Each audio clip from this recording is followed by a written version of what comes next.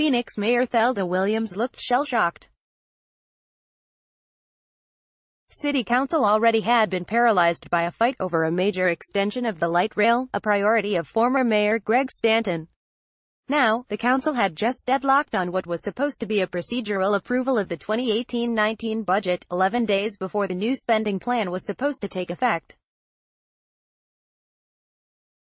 At their chairs below the dais, city officials sat motionless, staring at their notes.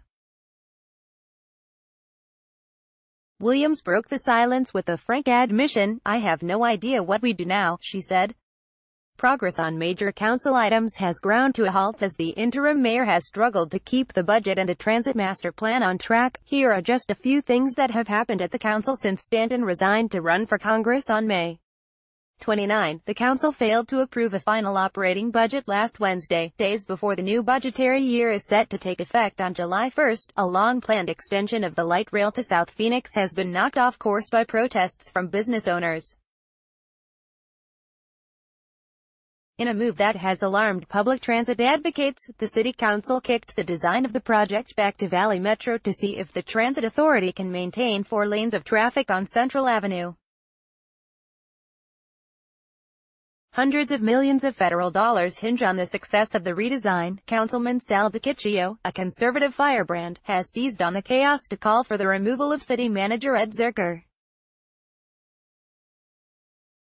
The transition to a city council led by interim Mayor Thelda Williams has been anything but smooth, and there are still more shakeups to come.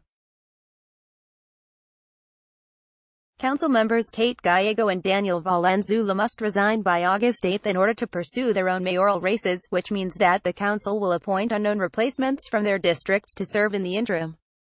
But in the near term, the city has to pass a budget. Phoenix Councilman Michael Nowakowski Merriam-Wasser. During last Wednesday's City Council meeting, Councilman Michael Nowakowski surprised nearly everyone by voting no on the budget because of his concerns about the light rail extension, which encompasses part of his district. Nowakowski said he still had outstanding questions for city staff. "I'm not just gonna rubber stamp this budget." That meant Nowakowski joined the 2 conservatives on the council who voted down the budget, Vice Mayor Jim Waring and DiCiccio, as well as Councilwoman Laura Pastor. Without Stanton there to break a 4-4 tie, the council deadlocked and the budget failed. "I believe that's 4-4. So it fails," Williams said, as if in disbelief. She remarked that to her knowledge, this was the first time the council has ever failed to pass a budget in a final vote. In a follow-up statement after the vote, Williams sounded less defeated. "Passing a budget is the most basic responsibility of the council, and we must meet the obligation we have to those we serve," she said, thanking the city manager and budget director, who have come under withering criticism from DiCiccio. Phoenix residents, businesses, and employees should be assured that the city will continue to operate and provide the excellent services they have come to expect, Williams added. Because the council moved to reconsider the budget at this Wednesday's meeting, members will get another chance to pass the 2018-19 operating fund. So what's the worst-case scenario if the budget fails for a second time before the start of the new budgetary year? The city is not saying. A spokesperson declined to comment, saying that staff are providing the information that council members need before they vote. "We do not want to speculate ahead of next week's meeting," Matthew Heil wrote in an email on Friday. "I would refer you to the mayor's statement that residents should rest assured that the city will continue to operate." Phoenix City Councilman Sal DiCiccio is an outspoken opponent of the light rail. City of Phoenix. The perpetual bomb thrower DiCiccio was happy to see the council deadlock and the budget fail. "Mayor, it needed to fail," DiCiccio said at the meeting, as Williams admonished cheering audience members. "It's completely pure mismanagement at the City of Phoenix." It's the only way you send a message. In an interview, Dicicio's chief of staff Sam Stone said that he is nearly certain council members will reach an agreement in time. If they can't, they could potentially adopt some type of stopgap spending measure. Even so, Stone criticized the city manager for not anticipating Nowakowski's no vote, and also referred to the budget failure as more fallout from Stanton's departure. If you had Stanton here, who was always a reliable vote for whatever the city staff's agenda was, it would have passed regardless, Stone told Phoenix News Times. Dikicio is also seeking the ouster of the city manager. During one of last week's meetings, Dikicio insulted Zurcher, publicly calling him a liar. And on Friday, the councilman released a laundry list of grievances having to do with Zurcher's management of the city, ranging from streets to the budget deficit to water infrastructure. Dikicio said that the city is facing a crisis of leadership. When you combine inept management with a transitioning council, you have a recipe for disaster, Dikicio said in the statement. When asked if Dicicio's recent actions amount to a power play in Stanton's absence, Stone dismissed the criticism, calling it ridiculous. "I think it gives us credit for being far trickier and more devious than we ever bothered being," he said.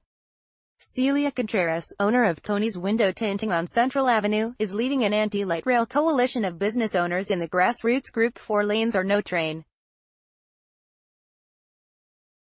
Joseph Flaherty. Although the possibility of Phoenix having no operating funds is troubling, in reality, the budget debate is a side effect of the battle over light rail in South Phoenix.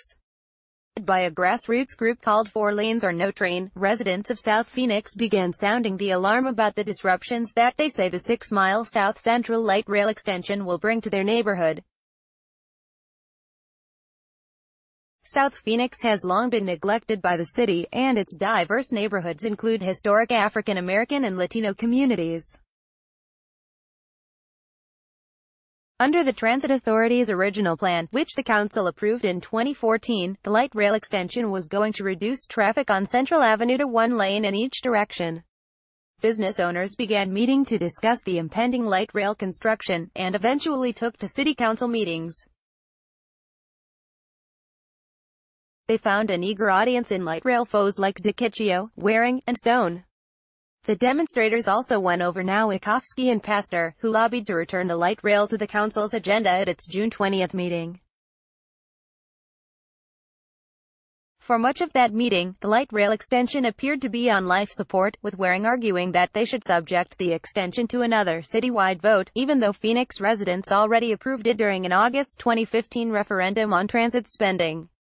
Valley Metro Chief Scott Smith said that putting the South Central light rail up for a vote again would be a death knell.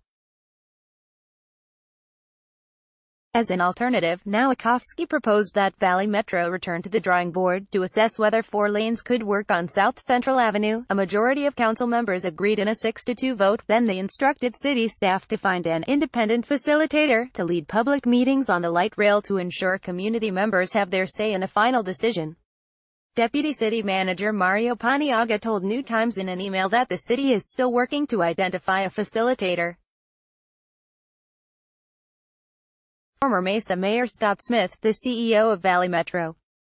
Satellite Media. Meanwhile, nearly $600 million in federal funds for the project is on the line.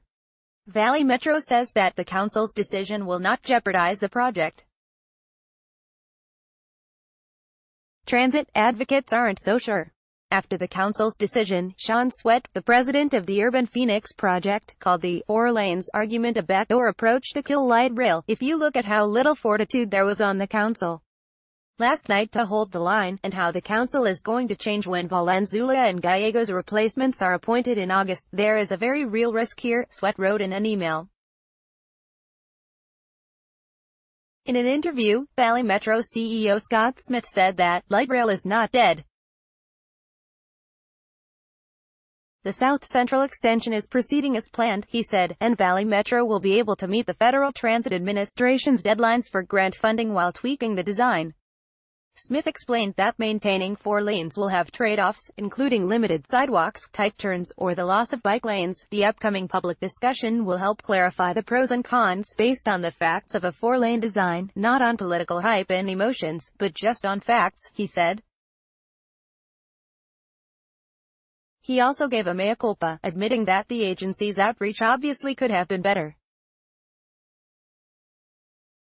Outraged South Phoenix residents have said they were never informed that the light rail extension would create two-lane traffic on Central. There's no doubt that we could have done a better job on this as an organization, Smith said.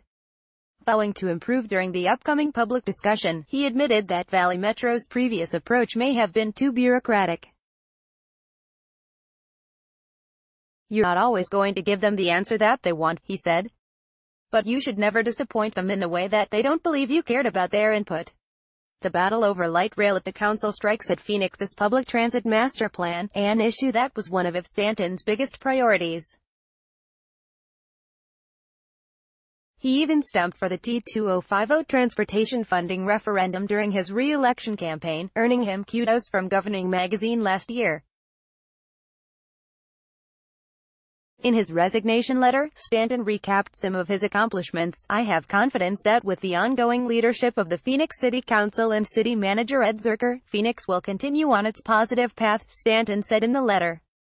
He also said that Phoenix is on a strong, positive trajectory. And while the recent turbulence might subside after voters elect a new mayor in November, for now, the city's trajectory is unclear.